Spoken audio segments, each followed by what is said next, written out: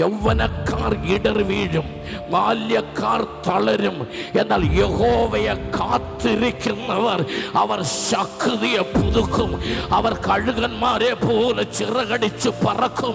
ഇന്ന് രാത്രികാലം യൗവനക്കാരോടാണ് ദൂത്. അതുകൊണ്ട് 40 വയസ്സായവർ, 50 വയസ്സായവർ, 60 വയസ്സായവരല്ല, 33.5 വയസ്സുള്ള യേശുവിന്റെ പ്രായത്തിലേക്ക് തിരിച്ചു വരണം. നിനക്ക് വേണ്ടി ചങ്കിലെ ചോര തമ്പുരാൻ തന്നത് 90-ാമത്തെ വയസ്സിൽ വടിയും കുത്തി പിടിച്ചോണ്ടല്ല, കാൽവറിയുടെ കുലത്തളത്തിലേക്ക് പോയത്. പരിശുദ്ധാത്മാവ് ഇറങ്ങിയിട്ട് 2000 വർഷമായെങ്കിലും ഇന്നും പരിശുദ്ധാത്മാവിന് പ്രായം ചെന്നിട്ടില്ലെന്നോ, നിന്റെ യൗവനത്തിലെ ആരോഗ്യവും ആ മഹിമയും തേജസ്സും ആ കൃപയും നിന്റെ മേൽ നിലനിർത്തുന്ന ഒരു അഭിഷേകത്തിന്റെ വ്യാപാരം ഉണ്ടെന്നറിയുന്നവരല്ല ഇന്ന് രാത്രി പറ.